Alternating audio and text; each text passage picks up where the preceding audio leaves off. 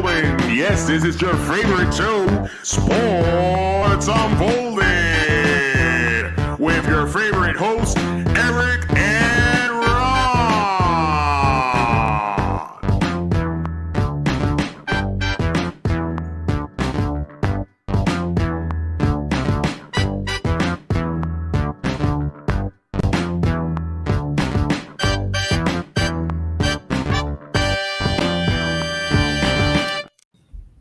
Hey, sports fans! Welcome to the best sports podcast on the planet, Sports Unfolded, where we cover all of the top sports that happened this past week. I am your host, Eric. My main man right over there, Ron. How are you tonight? I'm okay. I'm just, wondering, if there's anything else that's going to drop before this season starts. It is a very, very interesting start to the NFL season. We will get into it. We've got a lot to cover, believe it or not, tonight. So we're kind of excited about that. We do ask if you are live. Join the chat. Let us know what you think. I mean, this is going to be a big story right off the bat. But we've got a lot to cover. So we will talk about any sport you want to talk about. Just let us know. Before we get into our show, Ron, let's thank those that continue to help Sports Unfolded grow. First and foremost, 99.1 WDJY FM in Dallas, Georgia. Thanks for putting us on every Saturday at 1 p.m., as well as 990 WBOB in Providence, Rhode Island, on every Saturday at 10 a.m., as well as SECTV, Public Access Channel 12. Thank you for putting us on every Tuesday night at 10 p.m. We appreciate the support. If you're watching or listening at any point on those platforms, please let us know. We suck again, Jay. I'm glad you are on tonight, James, because we got a Dallas Cowboy fan in the house. Good timing, James. Good timing. But we've got a lot to cover. Thank you, James, for joining. If you are just like James and want to talk about this big story, let us know what you think as well. I do have probably the biggest split decision that you will ever see Ron flip out about. You need to stay tuned for that one tonight, because this may be the one, Ron, that makes you quit. I'm already on edge with all the aggravation with editing and stuff. This may be the one, Ron. This may be the one. I promise you this split decision will be one of the craziest we've ever done. So stay tuned for that as well. All right, Ron, are you ready to kick this party off? Sure. Let's get it started with our leadoff story. And that is the Dallas Cowboys have traded Micah Parsons to the Green Bay Packers. Did they get this move right? Was this the right decision for the Dallas Cowboys? I'm sure James is going to chime in as well. Well, I don't, we talked about this when he made that post. We had talked about it. And everybody's like, I think it's, just him trying to position himself better. No, there was words in that message that clearly upset. He was so upset that he wanted out. Well, I think there was bad blood on both sides with this. Is Jerry ever right? No, you know what though? Right. I almost want to side with Jerry Jones on this. No, you don't. I do. And I'm going to explain to you why, though. You just want to get my blood boiling. No. Listen. I think Micah Parsons was trying to make a stand. And if he makes that stand and Jerry Jones caves, then it becomes Micah Parsons' team, not Jerry Jones's. And I think in some aspect that had to happen with Jerry to say, listen, you know what? We had a deal, regardless if the agent wasn't there or not. You went back on that word. I'm a kind of guy that takes your word for what it is. Maybe, you know what? This isn't a good fit for us. Maybe this isn't the right decision for Micah Parsons to stay with the Dallas Cowboys. There's been questions about Micah Parsons' work ethic in practice. There's been questions about his desire to want to play football more than do some of these other things, like the podcasting and all that other stuff that he does. To pay this guy the highest paid salary in the league, after all this would have happened, Jerry Jones would have sat back and he would never have leverage again in the Dallas Cowboys. Oh, listen to that thunder. So if I lose power, Eric's going solo. But I think you've got to look at it that way from Jerry's. It's Herschel Walker trade. But in one aspect, I don't think Micah Parsons, listen, he's a great player. And there would have been a ton of teams that would have wanted him. I'm not saying he's not deserving of being signed and being one of the highest paid players. I think the way he went about this was all wrong. And I think Jerry Jones had to make a decision that ultimately put Jerry Jones as the leader of this team. That's where I'll side with Jerry Jones. I think it was that once Micah Parsons made those comments and did those things, it almost created the path where there was no path to go back to the Dallas Cowboys. And none of us want to see that because we just think, oh, it was just Micah Parsons would have signed a contract with the Dallas Cowboys. He would have went in that locker room the next day and told every one of those players, I won this. And Jerry couldn't have that.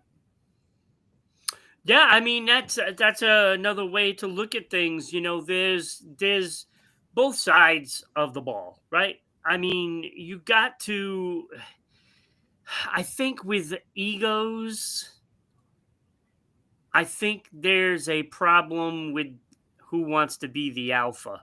100%. And, you know, whatever the reason is, when he had that meeting with Jerry Jones, his feelings were hurt. Yeah. In whatever way it was. We are not there. We can only go by what the two are saying. And frankly, I don't believe anybody. There's got to be a happy medium. I will say this too, Ron. Think about this part. Danny is in the house. Thank you, Danny. I will say this too, Ron, though. Think about this part of it. Emmitt Smith held out. He ended up signing Emmitt Smith. It took 2 weeks after the season had started, but he did it. Dak Prescott didn't sign till a couple days before the season started. But it was because I don't think there was any of this bad blood created. And I think I have to tend to side with Jerry Jones on the fact that I believe that there was an agreement made.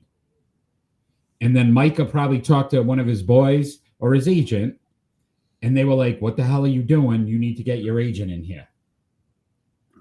And I think that's what ended up happening. I mean, it very well could be. Who knows? I mean, this is something that we'll never know. But it'll definitely be settled on the field because we all know that when playoffs come around, and if Dallas is in the playoffs, they're going to have to face Green Bay. You just know it. It's storybook written. Week 4, they play each other. Yeah, I know, but Dallas. I'm talking playoffs. It's going to happen. If they both make the playoffs, they're going to play each other. That was a strange part, too. I think they said it the last 3 seasons that the Packers have knocked out the Cowboys, and that's the team you decide to trade Micah Parsons to. I don't think Jerry thought about that part of it. It's like there were plenty of teams he could have said. Buffalo, I'm sure, would have died to have him. Cincinnati, right, who needs a defensive, player. I'm always happy to see you, Danny. Always, buddy. But I will say, I think he rushed to get Micah out of that locker room. Playoffs? Are you talking about Yes. Playoffs? You're talking about playoffs? He's going that Jim Mora route right now. But playoffs? Listen, Cowboys received defensive tackle Kenny Clark and 2 first-round picks. Jerry Jones is claiming that the 2 first-round picks are a high value that gives them 4 picks in the next 2 years in the first round. That part of it I would question. I would question it, though, because how many times do first-round picks automatically work out? Are you going to be able to get another Micah Parsons? Maybe not. Well, I mean, you might be able to get something out of one of them, right? I mean, you would think, they're bound to hit on one. And Is Clark going to be valuable to this defensive line? Probably. But he's not Micah Parsons. No. Micah Parsons is a game changer. And again, when you're talking about, going and practicing, you're talking about practice. Not a game. Right. So do those players that know that they're going to get theirs really need to be, 100% in a practice? Some stars don't. But, I mean, you'd like to see them put efforts in at all times. But, I mean, reality is they're not going to. Yeah, and especially today's. Not everybody is Tom Brady. And I will say this. I think Danny's a Cowboys fan, and he seems really happy. He's how about them Cowboys? Let's go. So, obviously, he's not too concerned that they no longer have Micah Parsons. Maybe this works out for both sides. Well, the defense was horrible last year. Yeah, it was one of the worst in the league. I think 29th or 28th overall. So is it going to be that bad? I mean, when you think about it, the loss of Quinn really affected this team last year. And I don't care what anybody says, that was a difference. Yeah, look what he did with Washington, right? Right, exactly. And now if you're Dallas and you're looking at the standings, you're worried about Philadelphia, you're worried about Washington. And that's a big if Russell decides to look like his Super Bowl days, that could leave Dallas Cowboys on the outside. I think they're banking on they traded for Pickens. They're banking on a high-powered offense. Dak stays healthy. We're going to put up 30-something points a game, right? You just need your defense to hopefully hold teams to in the mid-20s. It could work. Listen, we've also got to talk about another side of this story, though, Ron. He's a crybaby getting home. So, again, some people, I think he rubbed a lot of Cowboys fans probably the wrong way. See, what I like about Danny, Eric, he takes the positive out of everything. So he's looking at it, yes, we lost Micah Parsons, but you know what? Addition by subtraction, baby. Yeah. That's what it is. I think so. So I was going to say there is another side to this story. There is another side to this story. What about the Green Bay Packers now? What does that put them in the NFC? They've signed him to a 4-year, $188 million deal, $120 million guaranteed, I think up to 136 once it's all said and done. Does this put the Green Bay Packers as the favorites to come out of the NFC? Or do we still contend with the Eagles, the Lions? There's still some good team. Washington.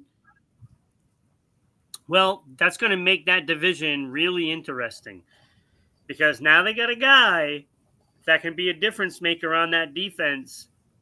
And when you look at the rise of that division, Minnesota, Green Bay, and Chicago, and then you have Detroit, also, in prime positions to create some great games.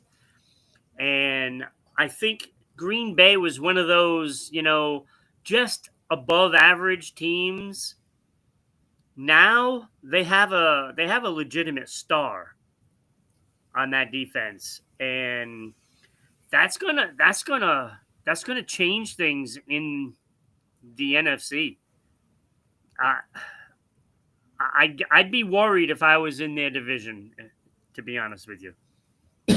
Again, he's a game wrecker. Career 52.5 sacks, 172 tackles, 9 forced fumbles. Pretty impressive. 4-time Pro Bowler, 2-time All-Pro, Defensive Rookie of the Year. He's only been in the league 4 years, so he is going to be a staple for some time now with the Green Bay Packers. we'll see how this all turns out. So you never know how a trade works out. We'll have to see what Dallas gets next year in the draft and how that pans out. But we are going to have some fun later with our starting five and some of the most shocking NFL trades in history. We're going to give you our starting five trades as well. But great discussion, James and Danny. We appreciate the fact that as Cowboy fans, you jumped on and you wanted to talk about this. But it's going to be an interesting season for Cowboys Nation. It's going to be a dogfight. It's going to be a dogfight in that NFC this year. I will say this. Good teams. Yeah, I will say this too, though, Ron. If you look at if the Cowboys start off slow, it's bad for Jerry. If they can kind of hold water, 500, maybe above 500. Yeah, they got to play Philadelphia game one, don't they? Yeah, Thursday night, which we will predict later on in the show as well. So, in Philly as well. All right, Ron, one more NFL story we thought we'd talk about tonight, and that is Adam Thielen. He has returned to the Minnesota Vikings, so he gets to face Micah Parsons twice a year. Does this make them better? Does this make the Minnesota Vikings a better team? Well, it doesn't make them worse. I mean, if you're adding a piece, and it's got some skill, it doesn't make you worse. So it does make them better. It gives them another threat out there. I mean, he kind of disappeared, for a little while. With the Panthers, right? Carolina's. Right. Right. You got Andy Dalton and Bryce Young throwing the ball. Danny's already predicting Cowboys victory. Save it for later in the show, Danny, but all right, we'll mark it down for you. 34-31 Cowboys. Yeah, look, I don't know about that. 35-year-old wide receiver, you're not expecting him to come in there and get 15 catches. I will say this, though. He can contribute. Yeah, he knows the system. It works out well for him there, so it's not like he's learning anything. Jordan Addison, 3-game suspension to start the season. This gives them at least a piece now to go with Justin Jefferson until Addison comes back. Last season, 10 games, 48 receptions, 615 yards, 12.8 yards per reception. Not shabby. And no, it's actually pretty good. But when you're on Carolina Panthers, I mean, what do you expect? So he might be able to keep the second, wide receiver spot, because he might be better than what those numbers show. Yeah. Yeah. I mean, you're in a losing franchise, and then you go back to Minnesota, and I think it's a good thing for him, and I think he can still be productive. And very smart by Minnesota to get a guy that knows the system. Now, J.J. McCarthy, who's a rookie, technically, coming into this thing, that he can help along and help that progression. So, good move by Minnesota. I like it. I think they're still going to be competitive this season, even though at first I thought they take a slide. I think they can do enough to be in the playoffs again this season. I think this move helped. Yeah, we'll see. Yeah, we'll see. 135 games with Minnesota. He's had 534 receptions for over 6,682 yards, 12.5 yards per reception. So he's a guy that it's going to get you a good chunk of yards and 55 touchdowns. So they're getting a guy that knows that system pretty well. That's not bad for Minnesota. And when you think about it, 12.8 in Carolina last season. Yeah. It's actually better than his average. Which is crazy to think about. Absolutely. All right, Ron. You want to have some fun with this starting five? Let's do it. Sure.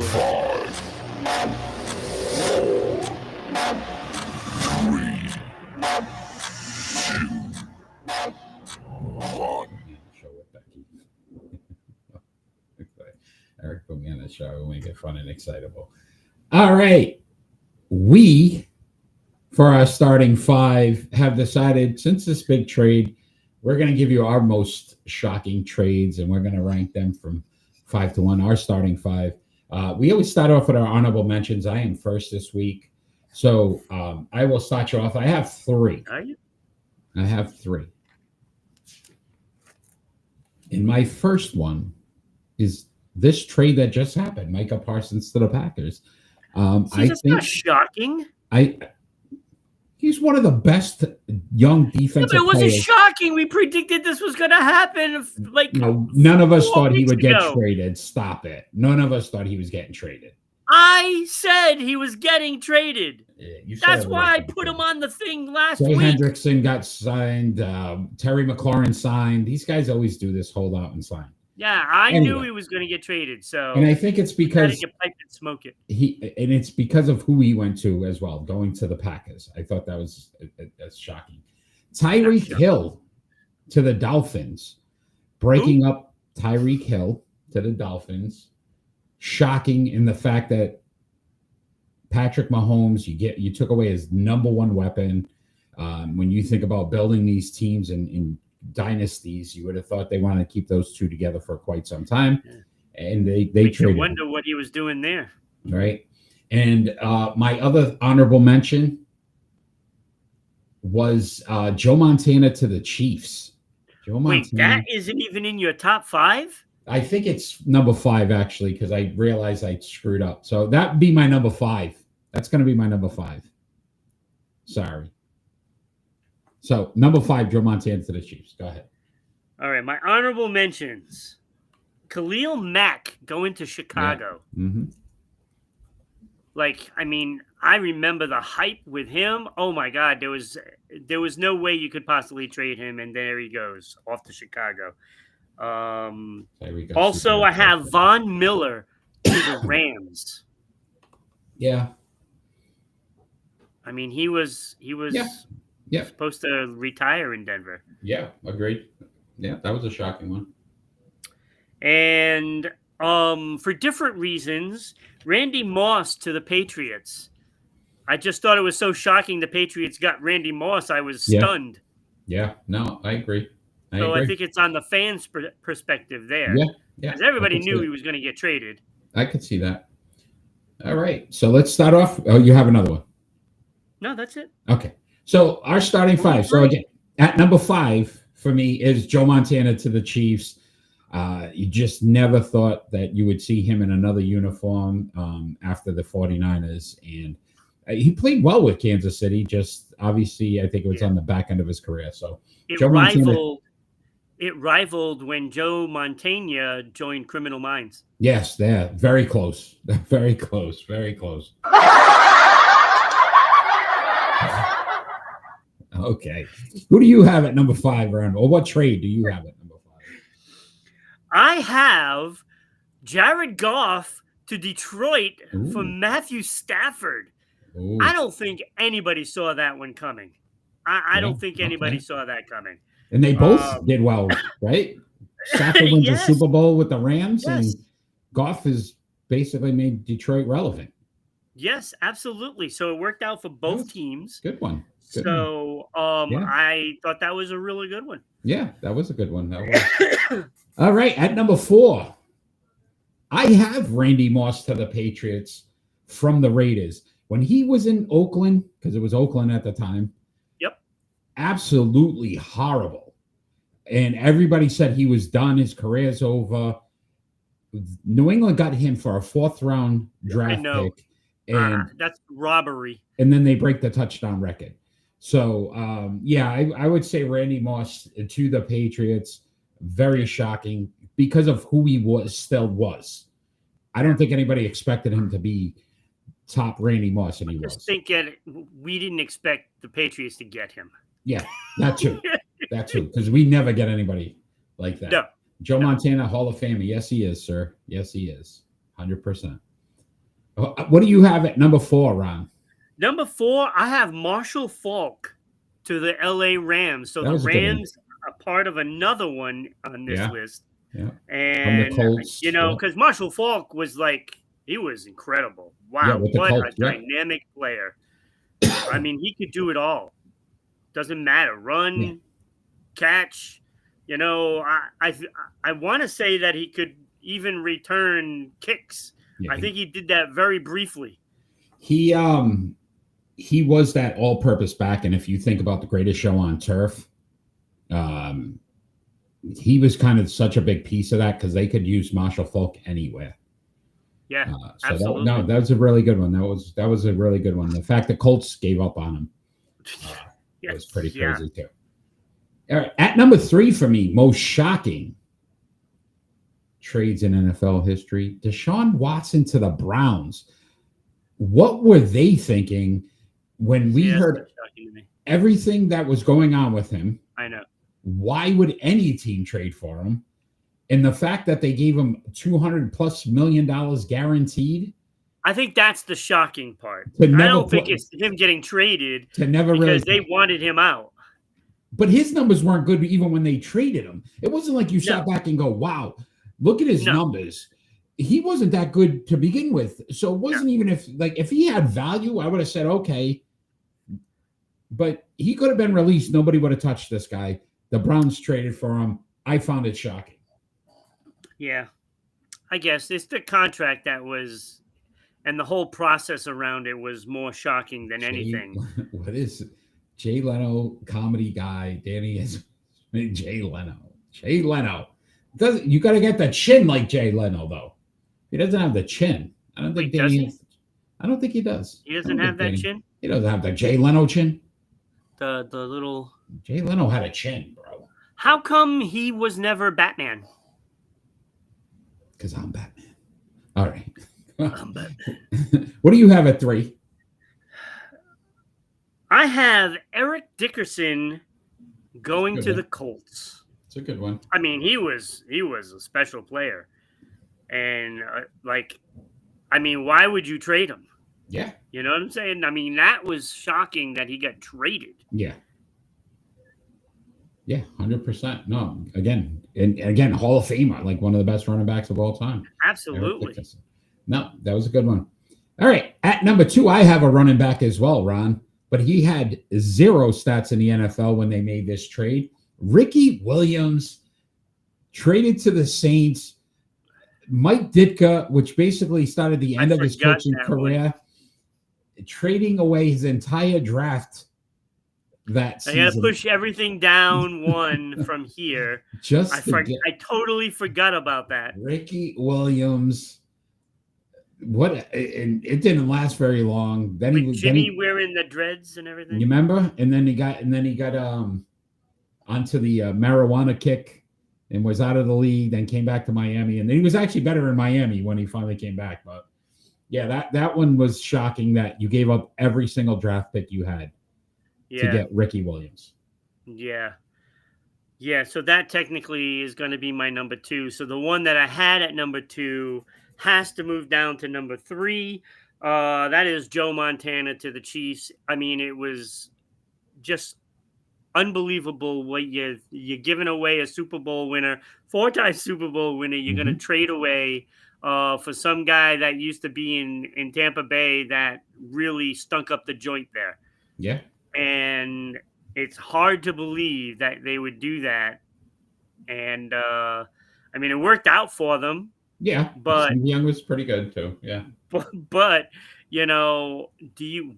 could you trade that 4-time Super Bowl champion quarterback? It'd be so hard.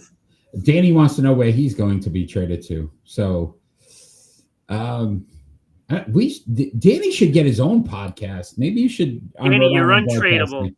Yeah, we have no desire to trade you away. He needs his own show, Ron. You should try to work that out. All right, that leaves us at number 1. Our number 1 shocking trade. I think we're going to have the same one. It started the Dallas dynasty, that Herschel Walker to the Vikings trade, which basically got every single one of their players that helped them win 3 Super Bowl championships. And Herschel Walker did absolutely nothing in Minnesota. And I think they try to use him everywhere. Kick return, wide receiver, running back. It didn't matter. It didn't help them win anything. See, they needed to put him at Waterboy. Waterboy.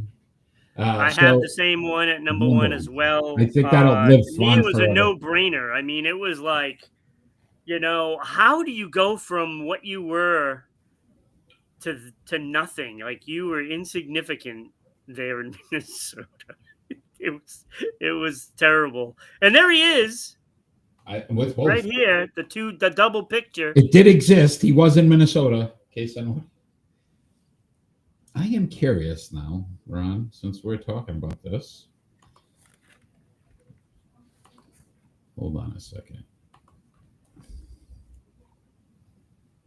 He was traded before, wasn't he? Going to Dallas? Let's see here. No, he was Dallas. He started his career with Dallas. Then he went from Minnesota to the Eagles. What team was this? Hold on. Holy Toledo. I didn't even realize. To the Giants. I don't remember that. And then back to Dallas. But his time in Minnesota, he in 40 games, he rushed for 2,264 yards and 20 touchdowns. I mean, it wasn't bad, I guess, for 3 seasons. No, it's not too bad. No. I mean, it's not Eric Dickerson numbers, in Dallas. Yeah. Wow. That's a little different. Those were like all-time greats numbers when he was in Dallas. Yeah. Yeah. All right. Danny, Eric Dickerson. But great. Again, could be a name for... Oh, boy. Don't do it, buddy. Body parts? No, we're not doing it. That's never going to happen. Because of that. So Eric Dickerson, after the Colts, went to the Raiders. And then ended up with the Falcons. The Falcons in 93. God, he was everywhere. But with the Colts. Played like 5 years with the Colts. He rushed for 5,000. He rushed basically 1,000 yards per season. But even if you look at his impact, 5 seasons with the Rams, he had 7,200 yards. With the Colts in 5 years, he only had 5,000 yards. So, yeah. And 16 less touchdowns. So do these trades really work out? I don't know. We'll see. We'll find out if this Micah Parson once does. All right, Ron. Let's talk some NBA, my friend. And we're going to talk about the New York Knicks. Should they have considered hiring Dawn Staley? The reason why we're talking about this, she just recently came out on a podcast and said that she would have taken the job if offered to her. It's the New York Knicks. Why wouldn't you want to coach I'm still thinking that they shouldn't even have fired Tibbs. Yeah, I think we could go that way. I think their whole process was a mistake. So I mean, I'm not saying that who they have now isn't a good coach. And I don't know who would be better, to be honest with you. But I know their roster, and their roster worked very well last season, exceeded expectations. And then you fire your coach? I think it's just stupid. And they're gonna be sorry they did it.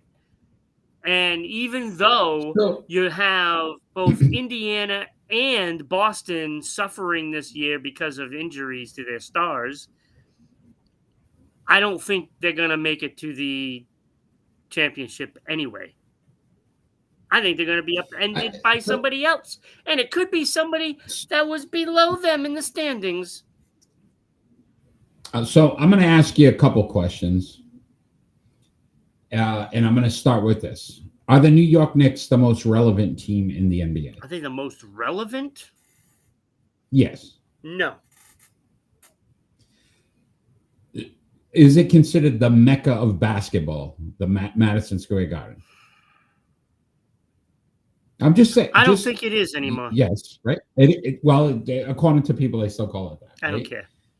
They had an opportunity to become the most talked about franchise in NBA history and put them at the top of the map if they had hired Dawn Staley. They blew this because you even said it. Who's coaching them now, Ron? My point exactly. Mike Brown. Nobody knows. Nobody cares. If Dawn Staley was their head coach today, we'd all be waiting in anticipation for game 1, to game 82 to see how she does in an NBA format. Every game would have been And a sellout. everybody would have been, everywhere. exactly. Everywhere. Everybody would have been talking about the New York Knicks. They blew this. And I'm going to tell you now, it's not like she can't coach. 647 and 190 in her coaching career. She's almost 78% winning percentage. And that's with Temple in South Carolina. She's won 3 national titles. She's been to 7 Final Fours. She's been a 2-time A10 Coach of the Year, a 7-time SEC Coach of the Year. I don't even know what USBWA Coach of the Year, but she was 4 times there. AP twice Coach of the Year, and a Naismith Coach of the Year 4 times. So it's not like she can't coach. So I don't think people would even question that. So let me ask you this, Eric. We're both on a delay, Danny. We get it, buddy. Let me ask you this. Did she come out and say that hoping that another team steps up and offers her a job? I think realistically she wants to get into the NBA. I think she deserves an opportunity to get into the NBA. I think you're right. I think she put it out there saying, listen, if they had offered me the position, 100% I would have taken it, even though she's from Philly. She hates Philly. I'm not backing out and coming back in, Danny. Sorry to say it, buddy. So if at the end of the day, I think the Knicks had such a great opportunity to become the mecca of basketball again and become the team that everybody talks about. And instead they go with Mike Brown. Good coach. Okay. Nothing exciting. Nothing that moved the needle. Nothing that anybody even remembers. And he's going to have a different style as well. Eric, I just don't think it's a fit. And I don't know what they're expecting. I mean, are they expecting to be a completely different team next season? Because if they are, they're not going to go very far. I mean, you can't change the dynamic of the team to a totally different, scheme of play when you designed it to be one way. I mean, it isn't going to work. It isn't going to work. And I don't know why they would do it. It was stupidity. And this is why I say, no, they are not the Mecca, because they just do stupid things. When was the last time they were relevant in the NBA? 20 plus years ago. Patrick Ewing, right? And they couldn't win anything because the organization was not good. And Michael might have played a little factor. Just a little. But Detroit was better than them. Detroit was better. The Celtics were better. Yeah. I just think, for Dawn Staley to come out and say it, I think you're right. I wasn't even thinking about that aspect of it, Ron, but she's like, listen, I want in. Yeah. And she deserves to be in. She'll break so many barriers. But again, whatever team she would go to would automatically become the forefront of the NBA talk for the whole year, for the whole season. That's it. Curve fire. She comes in. Right? Like, think about it, though. She does well. If she got the New York Knicks to the postseason again and they make it to the Eastern Conference Finals, you don't think everybody would be talking about that going into the following season? Unreal. Bless you. All right, Ron, let's talk some Major League Baseball. Little devastating for the Philadelphia Phillies. Their ace, Zach Wheeler, done for the season. Are the Philadelphia Phillies done for the season? Yeah, that was the guy, right? That was your – I mean, you still have Aaron Nola, but you don't have – that's a piece that you need to have. And especially when you look at the teams that they're going to have to face, like the Dodgers, the Mets. You have some great hitting on those teams. San Diego. There's a lot of great hitters over there. You can get away with it against a team like Milwaukee, who is not going to pile up massive amounts of runs. Yeah. You can get away with it with them. You can get away with it with the Cubs. You can't get away with it with the Mets, Dodgers, and Padres. You can't. Yeah. It's just not going to work. Listen, Christoph Christopher Sanchez, Ranger Suarez, Jesus Lazardo, Tijuan Walker, and Aaron Nola are the starting it doesn't five. kind of roll off. There's not that guy, right? If you got a 7-game series, who's your three? Who's the guy going 3 games? Right? That was going to be Walker, Zach Wheeler. I'm sorry, Zach Wheeler, and unfortunately, that's a big blow to them because I think they Dodgers all the way. Dodgers. Well, hey, they can sign Walker Buehler. He's available. Yeah, he is. But this the other part of this too, Ron. It's a blood clot in his throwing shoulder. Those are always scary. 6 to 8 months keeps him out. So you're talking about possibly into next season a little bit. It's definitely going into next season. You get right before you get him. And again, I think he's it's 35, mandatory, so it's not 8 like months, I think. Yeah, and he's not a young guy, so 35, be probably 36. We may be seeing the end of Zach Wheeler altogether. It is possible. Which is sad. Good pitcher. Very good pitcher. Listen, 149.2 innings this season, 10-5, 2.71 ERA with 195 strikeouts, which led the team in strikeouts. Yeah, I think I think he would have had a shot at getting Cy Young Award. Of course, there's Skeens, who's just 2.207, but the guy doesn't win games, so. Yeah, I think we're going to take into account he plays with a real team. I don't think that'll hurt him. All right, Ron. That was some good Major League Baseball talk, but it is time for split decisions.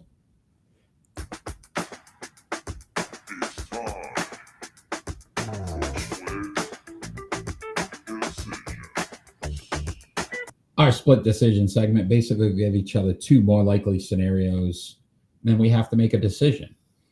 I am first this week, Ron. I am going to start you off with the easy one. And when I ask you the second one, ladies and gentlemen out there live, if the screen just goes black, it just means Ron finally quit Sports Unfolded. I am so excited for this episode, for this segment. So I'll start off with the easy one, Ron. Who is more likely to finish first in points per game in the WNBA when the season finishes? Nafisa Collier or Aja Wilson? They're both on the screen right now. Collier, 23.6 points per game. Wilson, 23.4 points per game. Who's going to lead the WNBA in scoring? I'm going to go with Aja. I think when it comes closer to the end of the season, I think every game is more and more important, and I think she's going to bring her A game. Yeah, she went on a tear.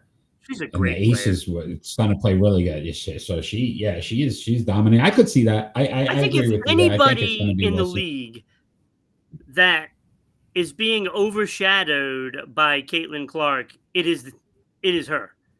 I don't think anybody else has a gripe.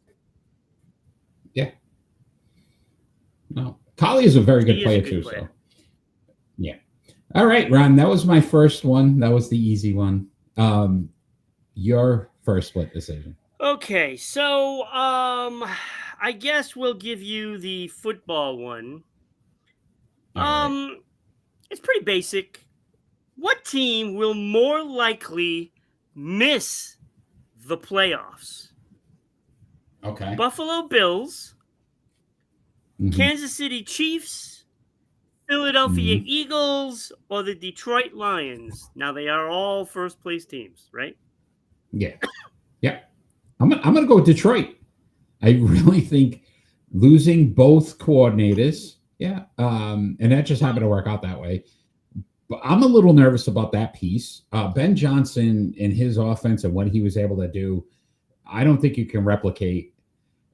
So I would be nervous if I was Detroit because I see your offense taking a major dip. I think defensively you could get by. I don't think Aaron Glenn was that great defensively. And they're going to get a lot of guys back from injury. But if I was going all three, Philly might be worried as well, though, because I think that division is probably going to be the toughest in football. It's a good division. Yeah, I think Buffalo's a Kansas cakewalk. City's got a tough division, but I don't think Yeah. the needle has moved enough. Yeah, Chargers choke every year. Denver's good. I don't think they're there yet. So I don't think Kansas City falls off the map. But no, very good question. Very good. Good one. It was a good question. All right, Ron, maybe take a swig, take a drink, whatever you got. Get ready for the second split decision. And remember how this works. You have to make a decision. That's how this works. Which player, Ron, is more likely to get into Major League Baseball's Hall of Fame if they allow steroid users? Barry Bonds, Roger Clemens, or Alex Rodriguez? Which player more likely to get into Major League Baseball's Hall of Fame if they decide to allow steroid users? You could do the asterisk. I don't care how you do it, but they allow them in. Who's more likely to get in? Wow. All right, buddy. All right. Looking at it this way, I think if you compare the two hitters, if they're going to let them in because of steroids, that's their problem. But, I mean, Barry Bonds is better than Alex Rodriguez in my book. Okay. As far as steroid guys, right? Okay. So, to me, it's the question, will they let in a pitcher or a hitter? And I think with this, I think they're more apt to let a pitcher in. Okay. Because with a pitcher, I think it's more trying to recover. And therefore, I will say Roger Clemens, even though I can't stand the man.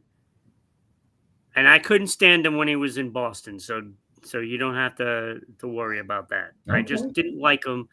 I heard too many stories about him in a negative light. So I will say Roger Clemens, though. Roger Clemens into the Hall of Fame. If allowed. And you were hyping this up that it was like, I thought I was going to have to decide something like a Bruin. Or something no, I just know your disdain for three of those players. I don't want any of them. And you have to pick one. I know how difficult it is for you to say any of these three names. And then say yes. You put Roger Clemens on there to boot, and I don't like him. Mm-hmm. You know. Well, you hate Barry Bonds. Well, I do hate Barry Bonds, but I don't like Roger Clemens more. Believe it or not. That's crazy. Roger Clemens is your pick, Ron. That goes on now for infamy. This is on there forever. You know that. Yeah, but it's if YouTube goes down. If they were allowed. Now, when you set up your Reels clip, I need that clip to be one of the ones you share. Roger Clemens in the Hall of Fame. All right. Your second split decision, Ron. I don't like you right now, Eric. Danny, do something about this guy. All right. What would be the name of Danny's show if he was... Danny Dimes. The Danny Show, right? The Danny Dimes. Dropping the dimes. Danny dropping the dimes. Oh, Danny drops dimes. Yeah, I like it. Maybe we can make a sitcom with Danny starring. Yeah. Just like back in the day with like Family Matters, like Urkel. Did I do that? Yeah. All right. What do you got for your second split? All right. What team will more likely make the playoffs this season? All right. So we had miss, now make. Right. San Jose Sharks. Oof. Chicago Blackhawks. Wow. Philadelphia Flyers or the Boston Bruins. They were all last place in their divisions. I think the Sharks are still way away from being anything in contention. So I'm taking the Sharks. They don't have any teeth, is what you're saying. Yeah, they're not biting anybody. Yeah, those are those whatever the tiger shark, the ones that are nice when they're in the water. Yeah. That leaves me the Flyers. There's sharks that are nice in the water? Well, there's sharks that don't bite. I think there are sharks that don't bite. They're not great whites. They're more like the I think there's a tiger shark or something that's not as bad. There's I a don't know. tiger shark, but those are actually mean. Those are worse. Those I are don't know what they those are. are Which shark is it? more mean than a great white. All right. So what's a shark that doesn't bite? There's got to be a shark that doesn't bite. I don't know any sharks that Do you want don't me to bite. Google this? I'm Googling it now. A whale shark, maybe? I don't know. I know a whale shark is the biggest shark. Yeah. Hence the name. Do they bite? I don't know. I don't think they do. I don't think so. 12 least dangerous sharks that don't bite. Not only are we a sports show, we are educational for the kids Shark out Week. there. Whale sharks do not bite. They are the world's largest fish, but they do not bite. They do not bite. A basking shark does not bite. Megamouth sharks do not bite. See, there's a lot of sharks that don't bite. They're more those sharks. Okay. All right. So what's your answer? All right. You forgot so now. that leaves me the Flyers, the Bruins, and The Blackhawks. the Blackhawks. I don't think the Blackhawks either are anywhere near this. So that leaves me. Yeah, I don't think so. Though. So that leaves me the Bruins and the Flyers. I truly think, and this is going to sound homer, I think the Bruins, first of all, guys underperformed. I still think Swayman's going to be better than he was. They had a ton of injuries. I think the Bruins honestly will be better this season for the sheer fact that they're going to, if they stay healthy. And Swayman actually plays like he did 2 years ago. So I could see the Bruins being back in the postseason before I'd see the Flyers. So I'm going Boston. Okay. Going the Bruins. I would think the Flyers. You just don't want to say it out loud because then you don't jinx the team. No, I say the Flyers because of several reasons. Because a couple of years ago they almost made the playoffs. Yeah. And then they got rid of everybody, right? And they got a lot of young, talented rookies. And they also hired Rick Tocchet as coach. So they're going to play like Rick Tocchet played. Yeah. And I think that might get them in because when you start thinking, oh, can Washington not make the playoffs? You know? I mean, you have Carolina who they lost ground during the offseason. You know, the Rangers, they were a train wreck. Mm-hmm. So I don't know. It's possible they can get in there. I think that division is totally up in the air. It could be anybody. Okay. All right. That was a fun segment. We're going to talk some NHL now, though, Ron. We're going to have a little fun with this one. Which team's new head coach has the most pressure this upcoming season? And we're going to do this in a way where we're going to go each coach and we're going to put them on a pressure meter. 1 being the lowest in pressure, 5 being the most. And then we'll see who's going to burst, like which coach would burst. So we're going to start off with, I just realized the Ranger thing's right in the, oh, look at that. Which brings us to our first coach, Mike Sullivan with the New York Rangers. The Rangers went 39-36-7 last season. Pressure meter is 5. He's going 5. All right. I went 4 here. The reason why I did 5 is because this team is expected to win. Mm-hmm. You're in New York. Yep, that's why I went 4, New York. And as some teams decided to go with an inexperienced coach, they went with a guy that has won Stanley Cups. And there is no excuse now. He's got so much pressure on him to win this season. I could see it. By far more pressure than any team. Okay, so New York Rangers, you got Mike Sullivan 5. I got him at 4. Okay, we're still kind of close there. All right, second coach Joel Quenneville. Anaheim Ducks, they were 35, 37, and 10. Where's their pressure meter, Ron?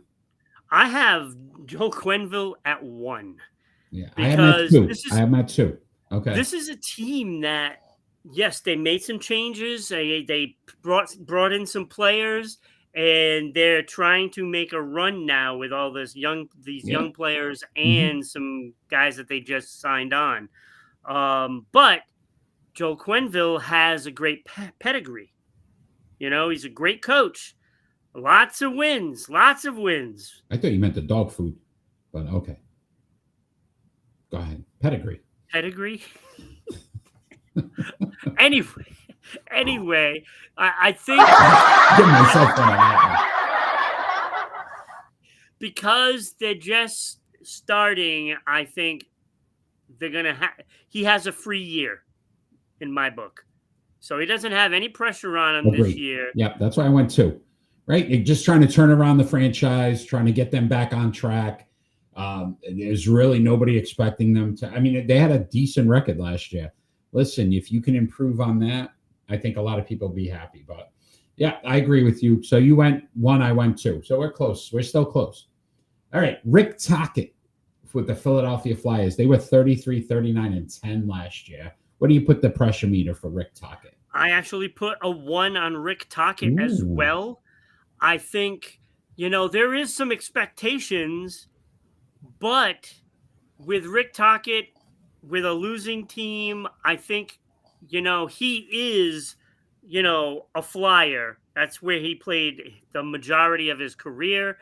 And I think they want this team to grow under him. And, if they tank and they come in last place, I think, there's a problem. But for the most part, he's got the reins for at least another year after this. Okay. I went 3 here with the pressure meter. And I'm going 3 because it's not about the team. It's about the Philly fans. The Philadelphia fans, they turn quick on people.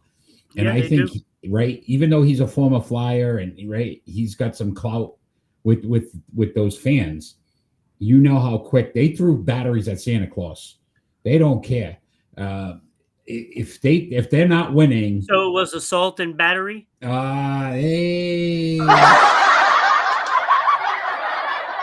So I think he's at a 3. I think it's the middle of the ground. It's really going to depend on how well they play or not.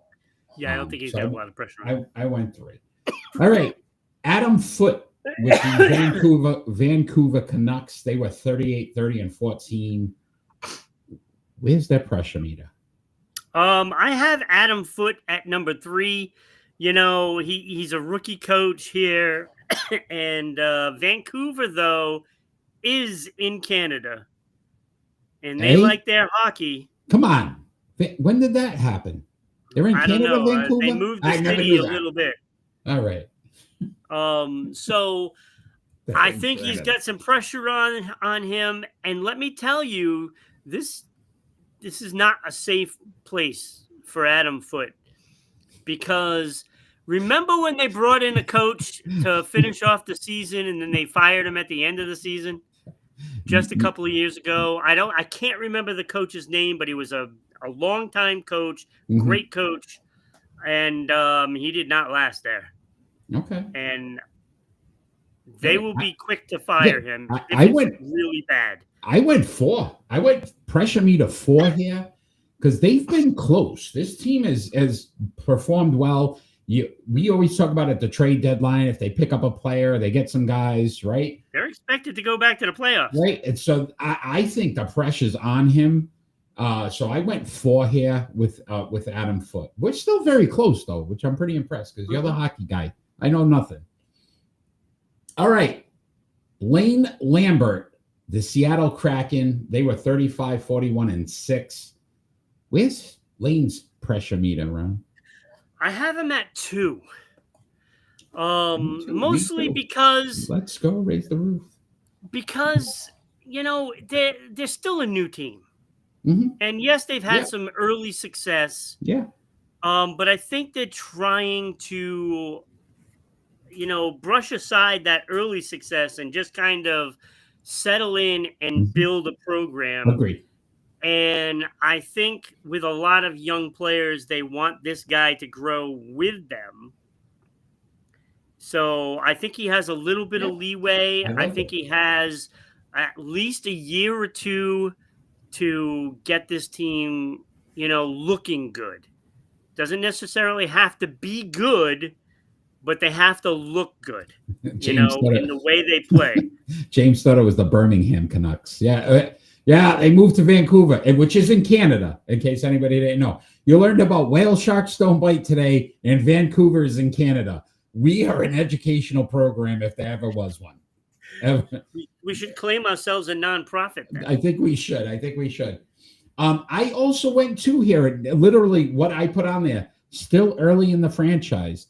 They haven't really built an identity. So I don't think there's pressure for him to do that. Let's just continue. Like you said, they had early success, but they're trying to build now. They got lucky at the beginning, but now they got to work towards getting to be more stable. Set them back. Yeah. You get a low draft pick. Mm-hmm. All right. So let's move on to Dan Muse of the Pittsburgh Penguins. They were 34, 36, and 12, Ron. Where do you have their pressure meter? I got them at a 4. And you said something earlier. I think the fans and the media pressure is going to be crazy because this is Sid the Kid, I mean, it's time to let it go. They should trade him this year. Hockey team to Mexico City. James, what's the odds? That's what he wants to know, Ron. What would they be? The Mexico City Bandits? Banjos? No. The Cacti? Mexico. I was going to go, tacos. Oh, they could be the Mexico City Mules. Ooh. Okay. The mules that cross. Yeah. Oh, yeah. Oh, boy. All right. I had this for the reasons you just said. I have Dan Muse pressure meter at 5. They are an aging team. There is a small window left for them to even try to win. Yeah. And I don't think there's going to be much patience. To your point, you got Sid Crosby, who's on the back end of his career, right? Later in his career. I would never have taken this job. Yeah. So I would, but not him. Yeah, I get you. Although they might ship Sidney Crosby out so fast. They're going to be sold too, by the way. They're no longer going to be the Fenway Group. He's put them up. Really? Yeah. So I would be nervous here if I was Dan Muse. I think the expectation is that you need to win now because you're running out of time. All right. Very good. All right. That means they're definitely trading him away then. Marco Sturm. Boston Bruins. Sturm. There's a big 5 on his scalp. Okay. Bing Crosby is getting old, man. Bing Crosby, there's your boy, Bing. Is this the second week in a row we talk Bing Crosby? Yeah, I think so. What is going on? Look, I think this guy's got so much pressure on him because he's going to hear it from the fans. He's going to hear it from the media. The media, is third to New York for media? I mean, it might even be number 2. It's not easy being in Boston. Not at all. But I'll say this, Ron. I disagree with you on this one. I give him a 3. I think the pressure's more on Sweeney and Neely than it is on Sturm. Yeah, but indirectly it's on him too. But I think the fans in the media and everybody's going to blame them for what they're putting on the ice versus the coach. And when you look at what they said, Don Sweeney says, "Oh, we're gonna be very active in free agency, which they were, and we're gonna bring in some players." Right. So I don't think. And what did they do? They did pretty much nothing. So I don't think Sturm is at the heart of the pressure right now. He's still a 3 because you're expected to win in Boston. Yeah. Right. But I don't think if they don't perform well, that people are going to blame him versus blame Sweeney and Neely and what they did. So I think the pressure would be more on them. So he gets kind of a skate through right now. Again, if they upgrade talent, that's different. That may change. I just don't think this is going to go well. Yeah, I don't think so either. But I don't think it's him. I don't think I would sit back and go, "Wow, he stunk." I'd blame Neely and Sweeney for what they've put on the ice. But all right, one more, Ron. This was fun. I think we got to do this more with the pressure meter. Glenn Gulutzlin for the Dallas Stars. Is that? Wait, did I miss one? 1, Yeah. 2, 3, 4, 5, 6, 7, 8. Wait, then 1, 2, 3, 4, 5, 6, 7, 8. Yeah. Dallas Stars. You didn't get Chicago Blackhawks? Oh, no. So I missed one. You missed. Yeah, I missed the Dallas Stars. Yeah. Wait, they get a new coach? Yes. All right. So I missed that. All right. We'll skip this one altogether because I had them at a 5 anyway. I had them at a 5. Where'd you have the Blackhawks, Coach? I had him at a 4. Okay. Because Bedard. They got Bedard there, and they are expected to get some wins. Yeah. If they don't, oof. Okay. Yeah, and I got rolling. And I got Dallas Stars fight. Listen, this has been a franchise that every year we keep saying this is it. They're gonna get it this time, and they haven't been able to do it. I wouldn't want that job. Because no, I don't. Well, I mean, I would love that job because look at what you got. At this point. I mean, that's in all fairness. All right, Ron, that was fun. Pressure meters. We might have to do this more. Maybe put little pressure meters on the side. We'll talk. Yeah. All right. Let's move on to our pick and roll. Do that for like an NFL team. Yeah. You know, all the players on like the offensive side. For pick and roll. All right. Tonight's pick and roll. You got to roll with it, baby. So again, not 2002 Major League Draft All-Stars. It is the 19. I do it to 1 every single time. Same one last week. You didn't change it. 1990, 35 years ago, episode 35 of season 5. All he needs is love. All I need is that damn graphic to change once in the next few weeks. But 1990s NBA draft picks who at least made 1 All-Star, and literally most of them only made 1 All-Star. Derek Coleman, Tyrone Hill, Jason Williams, Tony Kukoc, Antonio Davis, and Cedric Sabalas. We are ranking them from 6 to 1. I am first this week. Here is my start to the pick and roll. These are such great All-Stars. They were pretty good. All right. Jason Williams, 7.3 points. He's my number 6. 7.5 rebounds, 0.6 in assists, 1 All-Star. That's his only accolade. He's actually that all glued to his hand? He is more well known for the shooting incident where he killed the limo driver than he is for his basketball career. So Jason Williams at number 6 for me. At number 5, decent numbers. I mean, Tyrone Hill, 9.4 points, 8.6 assists. Not a slouch, pretty good. 0.8 on the assist, 1 All-Star, no other accolades. Wait, was he an All-Star because somebody got injured and he was a replacement? He may have been. He could have been a replacement. At 4, I have Antonio Davis, 10 points per game, 7.5 rebounds, 1.1 assists, also a one-time All-Star. I liked him as a player. He was good with the Pacers. He went, where did he go afterwards? Did he go to the Knicks? He went somewhere. I don't know. He went somewhere. It didn't matter after he left the Pacers. At 3 for me, Cedric Sabalas, who had a spurt for a little bit. 14.3 points, 5.3 assists, 1.2 assists, a one-time All-Star. At number 2, I went Tony Kukoc, 11.6 points, 4.2 rebounds, 3.7 assists, a one-time 6th man.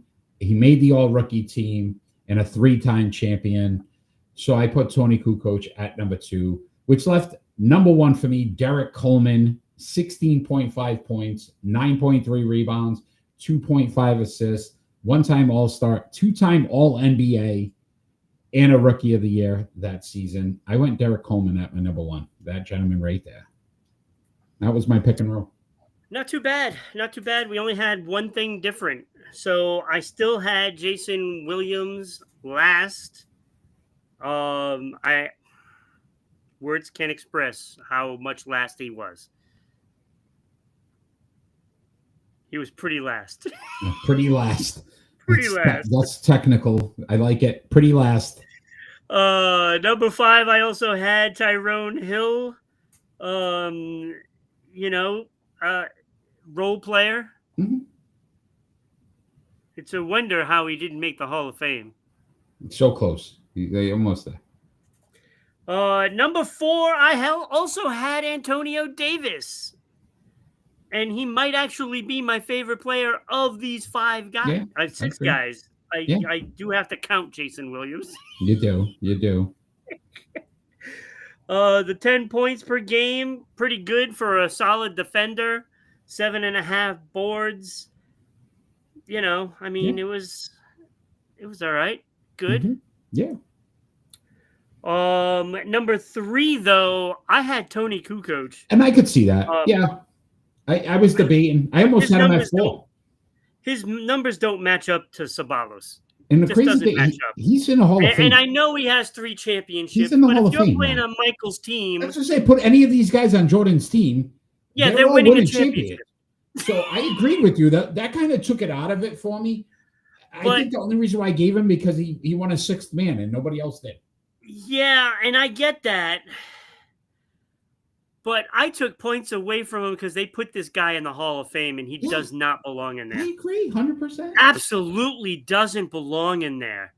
Tony, player, not as much as Antonio Davis, but I like you as a player, but you do not deserve to be in the Hall of Fame. Kirk Tales. If he didn't write it, he wrote them.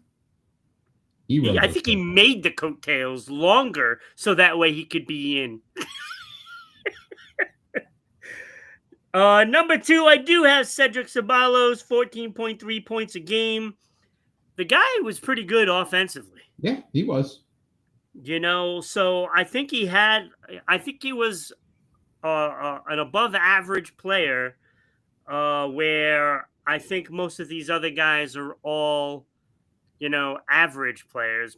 Tony Kukoc maybe a little above, but Cedric Ceballos was a player to recognize on the teams that you're playing in the NBA.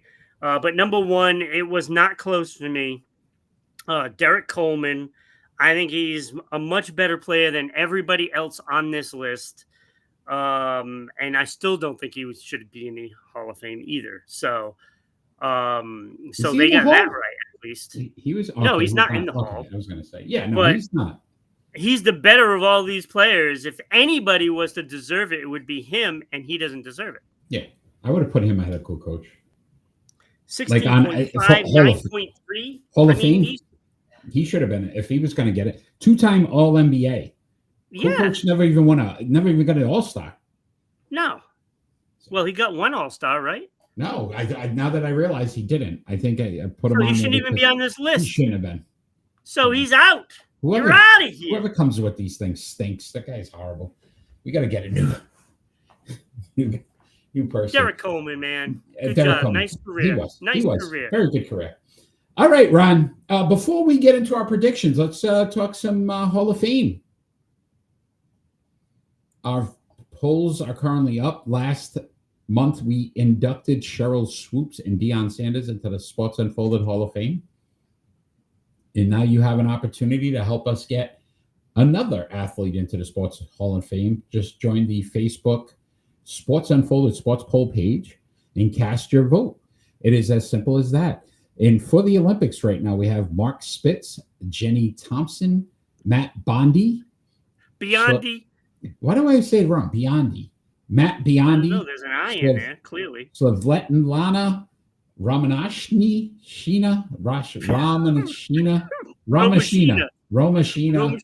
I'm horrible. And Ryan Lochte. Hey, I got one. I finally got it right. And Ryan Lochte. Cast your vote today. Those polls are currently open. Mark Spitz is currently leading in the polls on that one. And for the NHL, you got Paul Coffey, Ray Bork, Doug Wilson, Larry Murphy, and Phil Housley.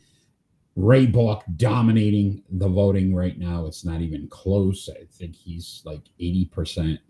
Wow. Over. Yeah, he's dominating. Where are all the Canadians? Yeah. So. Ray Bork is Canadian. Did you know, Ron, Vancouver's in Canada?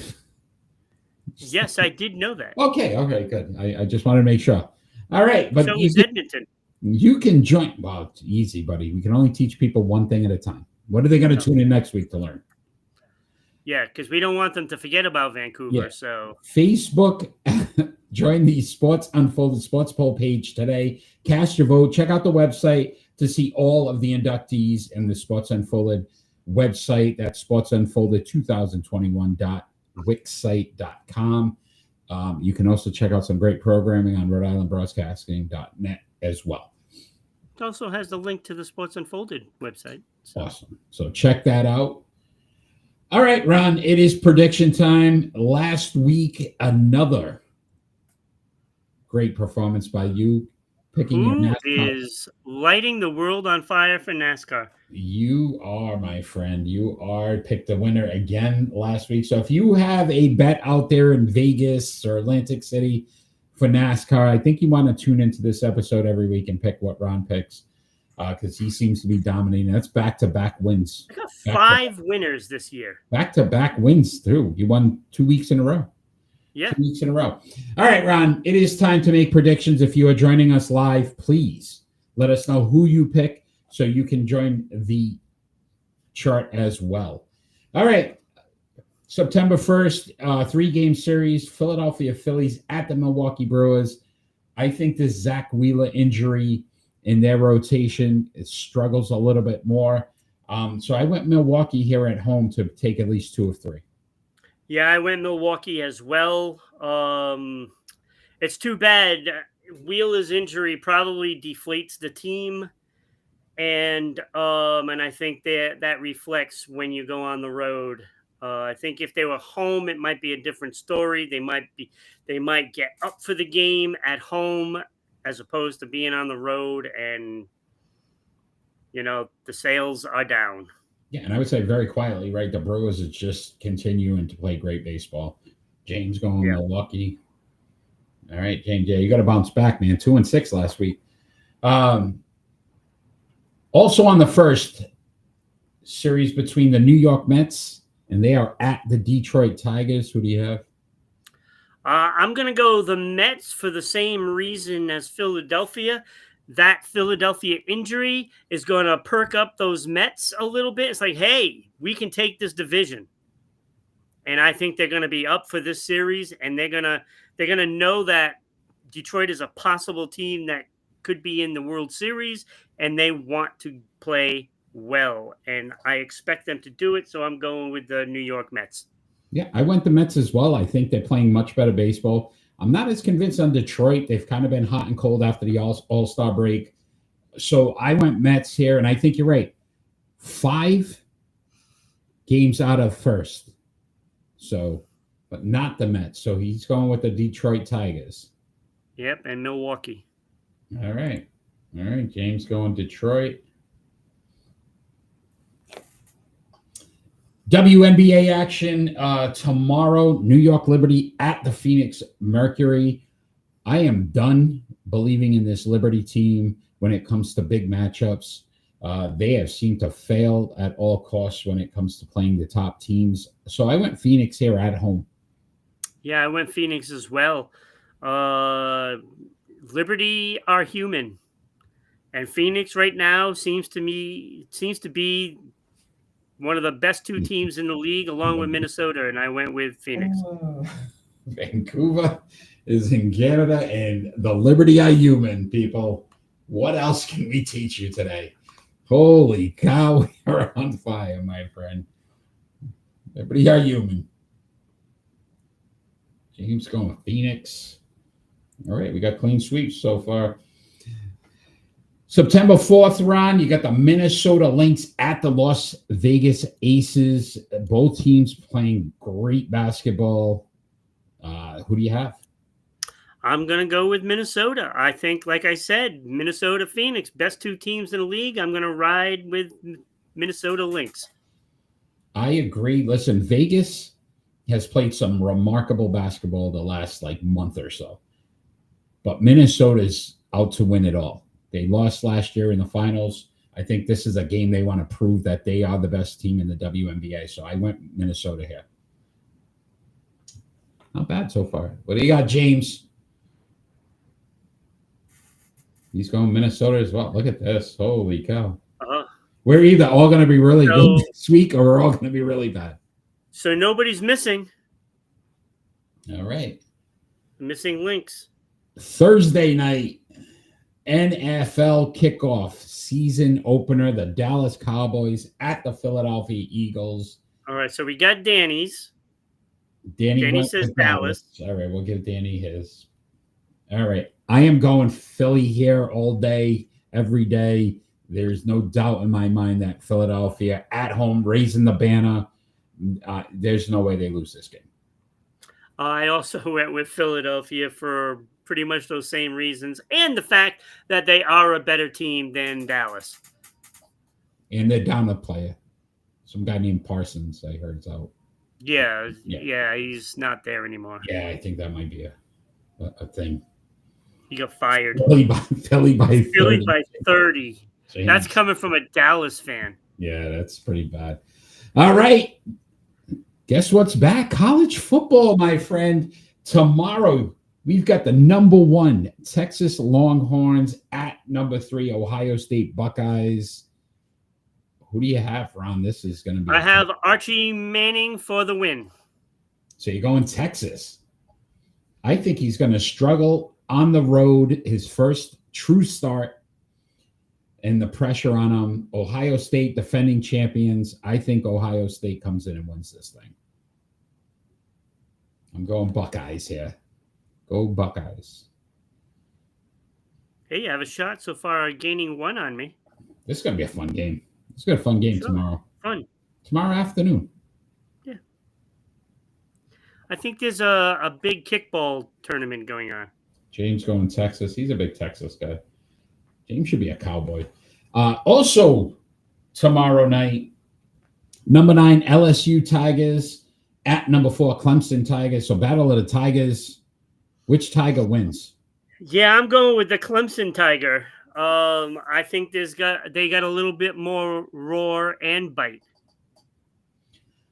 I am going with Clemson as well. I think at home, LSU usually struggles to start the season. And I think Clemson's going to be a team to watch for a national championship this year. Just keep an eye on that. We're not predicting the North Carolina game? We thought about it, but we're going to let Bill see what Bill does first. James went Clemson as well. Glad he didn't do an emoji there because it would have been a tiger and we still look like he's taking a tiger. All right. MLS. Guaranteed to win. Yeah. Major League Soccer, Ron, the Philadelphia Union are at the Football Club Cincinnati. I'm going Philly here. They are the best team in Major League Soccer right now. Are they? They are number 1. And Cincinnati is number 2. Yes, sir. I'm going Cincinnati at home. Cincinnati at home. In a thrilling 0-0 tie. The old MLS action ceases to amaze me. We may not be picking soccer. It's a great league. Cincy, James going Cincy. All right. And finally, Ron, can you go 3 straight on the 31st? Cookout Southern 500 from Darlington. We need a top 5 driver.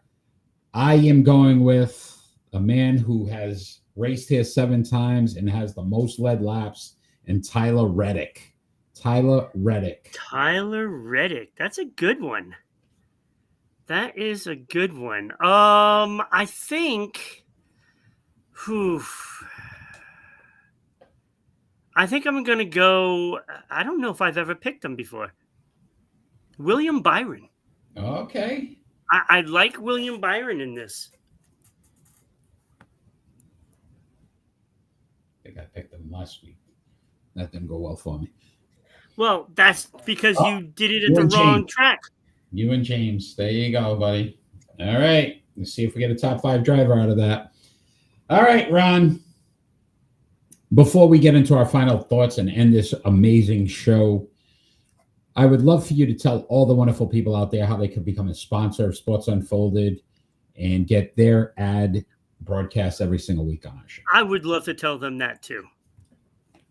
So, why don't I go to it, right? All right. I like it. I like where this is headed. Sponsor the show. Your ad will be here. We will read the ad. So not only will people see it, but it will be heard on the audio version for Spotify, Red Circle, iHeartRadio, TuneIn, and of course, WDJY in Georgia, Dallas, Georgia. It would be heard there. And we got thousands and thousands of listeners on the radio in the Atlanta area. So do that. Send us an email at ribroadcasting.media@gmail.com. We can send you out all the information that you need to know in a media kit. And Eric, like I say all the time, it's just like going to, your local coffee shop, buying a nice iced coffee with a strawberry frosted donut. Ooh. Strawberry frosted. And so not only will be seen, heard, and all over the country, you could be heard in Vancouver, which is in Washington State, by the way, in Washington. So there is a Vancouver in the United States. I just looked it up. But possibly in Canada as well. Wait, what? There's a Vancouver in the United States. Is there really? Yeah, Washington. Yeah, Washington, USA. Yeah. That's funny. Yeah, that's kind of crazy. So we taught you even more today on Sports Unfolded. He's looking it up. He doesn't believe me.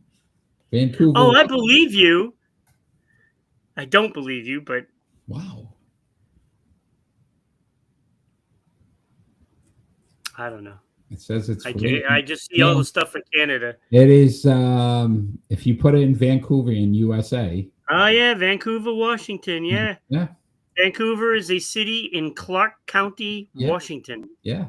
Huh?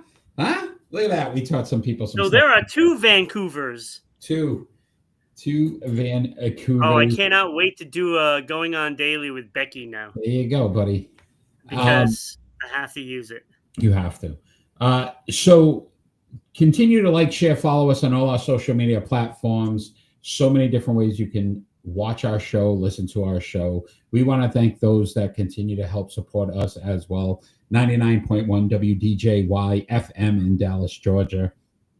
We're on every Saturday at 1 p.m., as well as 990 WBOB in Providence, Rhode Island, on every Saturday morning at 10 a.m., and also SECTV Public Access Channel 12 on every Tuesday night at 10 p.m. Thank you for the support. Ron, it is final thoughts time. Not final thoughts don't necessarily have to be about anything sports related. It could be about anything happening in the world today. I am first. I have a couple. I will start us off. First and foremost, I do want to say I'm sad I'm working tomorrow because I wanted to watch the final time Lee Corso will be on College Game Day. It is his final show. They are going to do a little thing for him. But when I'm not a big college football fan, and I know you're not as big as well, but you can't tell me we haven't seen a million clips of him putting on one of those big goofy hats. If it was Alabama with the elephant, or LSU, and he brought He brought such an excitement to sports media, and he will be missed. So Lee Corso tomorrow, last time he will be on College Game Day. I would suggest if you are a college football fan or just a fan of sports in general, it'd be really good to watch. So check that out. And then I do want to, and on a sad note, give our prayers and thoughts to those victims for another senseless school shooting that happened this week in Minnesota. Again, another great way to show how we start our school year is by a school shooting. And again, it just seems to continue to never change. So our thoughts and prayers are with those victims, in all those that are suffering. There was 17 injured, as well as 2 that have lost their lives in that senseless crime. And that was my final thought. Yeah, that was also my final thought too. But it is quite hard to go over that, and I know I had to put the news out there when I was going on daily earlier this week. I believe it was Thursday, and I had to break that news, and it's just so sickening doing it over and over and over again. And and look, I don't know why these things happen, but I gotta tell you, it might have something to do with what we're putting in our food and drinks. And I just look at these common denominators. It's, back when I was a kid, this stuff didn't happen. We still had weapons and all of that in all the cities, but it was never like this. When you start looking at the food industry and you see all these chemicals that we're putting in the food just to preserve, you got to wonder what it's doing to our brains. And I just implore everybody to start doing your own research on what's in the ingredients. Take a good look at that and try to find an alternative without all that chemical. And I don't know what the answers are. Yeah, do we need gun laws changed? Maybe. I don't know. I don't have the answers. If I did, I would certainly be running for office. Please don't. I'm just saying, just do the research and stop taking, the word of politicians. Yeah, I will say this too. I heard an interesting stat. There are more guns in the United States than there are people now.